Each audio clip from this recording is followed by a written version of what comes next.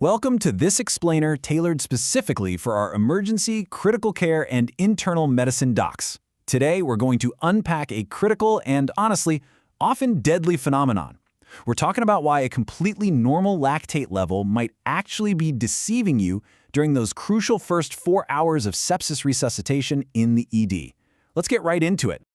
Okay, so we all frequently rely on serum lactate to gauge tissue perfusion and the severity of a patient's shock, right? It's practically a reflex at this point in our workflows.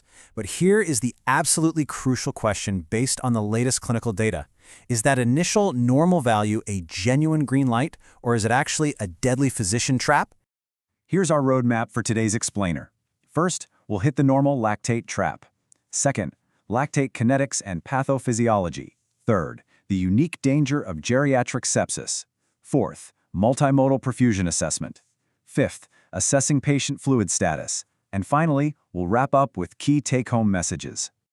All right, Section 1, the normal lactate trap and that massive 4-hour blind spot. To safely navigate shock resuscitation, we really have to strictly differentiate between type A lactic acidosis, which, as we know, is caused by a true oxygen debt and tissue hypoperfusion, and type B, which is driven by entirely different alternative cellular mechanisms. Treating them the exact same way, usually by just reflexively pouring in IV fluids, can lead to disastrous outcomes. If the underlying issue isn't actually a flow problem, we're literally just buying them a ticket to volume overload and pulmonary edema. Moving right along to Section 2, lactate kinetics and pathophysiology, unmasking the numbers. Because lactate kinetics are incredibly dynamic, an early normal value in the ED is often just a snapshot of the hour 1 kinetic lag phase. During this super brief window, local tissue beds are frantically switching to anaerobic metabolism, but it takes time for that to accumulate systemically. By hour 2, you might be seeing a state of fully compensated clearance. Your patient's liver is temporarily keeping up with cellular production thanks to a hyperdynamic cardiovascular response. So the oxygen debt is actively growing, but the systemic conveyor belt is masking it from your lab results. It isn't until about hour 4 that the washout phenomenon finally hits and reveals the brutal truth as the system catches up. Think about the micromechanisms at play here that can cause lactate to rise or stagnate, even when you successfully restore tissue macroperfusion.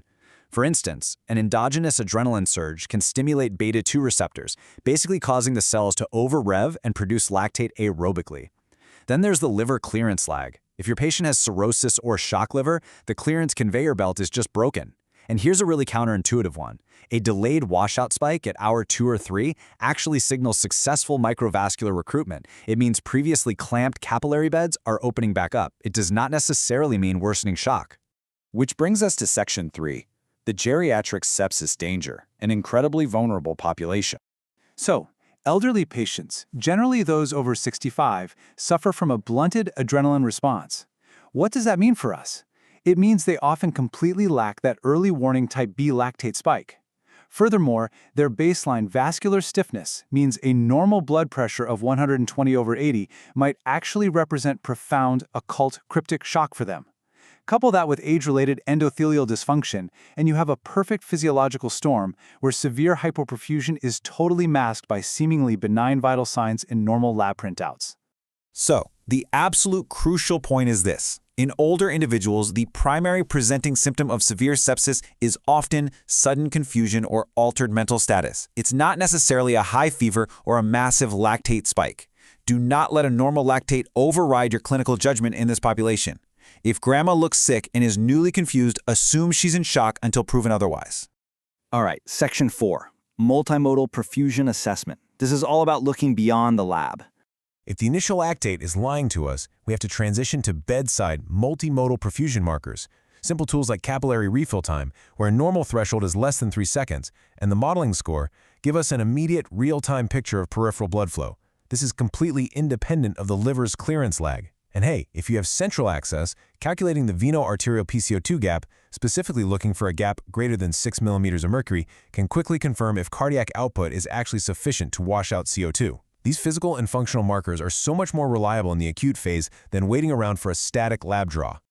Section 5, assessing patient fluid status. Let's talk about perfecting our resuscitation strategies. Paired with our physical exams, a structured diagnostic panel helps us rapidly identify exactly what's failing. Is it the pump, the fluid or the pipes. Bedside ultrasound, or POCUS, is absolutely invaluable here. Actually looking at IVC collapsibility and left ventricular contractility tells you if the tank is truly empty or if the heart is just failing. We have to contextualize that single lactate number with the entire physiological picture. Surprisingly, the literature completely challenges our traditional definitions of what normal even means. Recent cohort studies analyzing ROC curves have shown that a lactate cutoff as low as 1.33 millimoles per liter might actually be the optimal threshold for predicting in-hospital mortality in ED patients.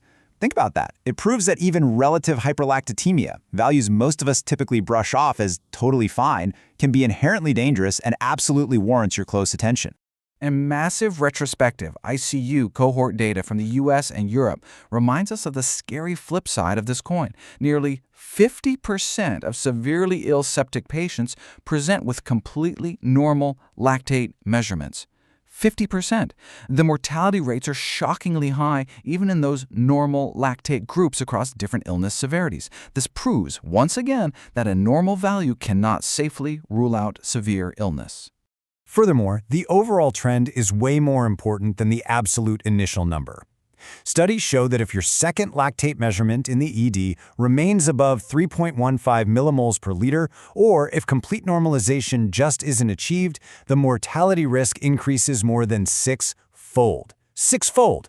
So targeting a simple 10 or 20% clearance really isn't enough. Full normalization has to be the ultimate goal in patients with moderate to severe hyperlactatemia. Let's wrap this up. Section 6. Key take-home messages to shift your paradigm. This quote from the literature really sums it up perfectly. If your patient's mean arterial pressure is sitting above 65, their skin is warm, their capillary refill is brisk, and your bedside ultrasound shows a full vascular volume, stop the fluid boluses. Seriously, stop them even if the lactate is still high or lagging behind. The microcirculation is actively telling you it has exactly what it needs. So here's your rapid-fire summary. Avoid over-resuscitation by trusting your multimodal bedside assessments way more than a delayed lab value. Recognize the uniquely masked presentation in our elderly patients, especially those coming in with altered mental status. And finally, prioritize actual tissue perfusion and aim for true lactate normalization as your real resuscitative endpoint. I'll leave you with this final thought to challenge your current ED protocols. The next time you're managing a septic patient, ask yourself, when that lab result prints out, are you actively treating the patient's real-time perfusion, or are you just chasing a number? Thanks so much for joining us for this explainer, and stay sharp out there.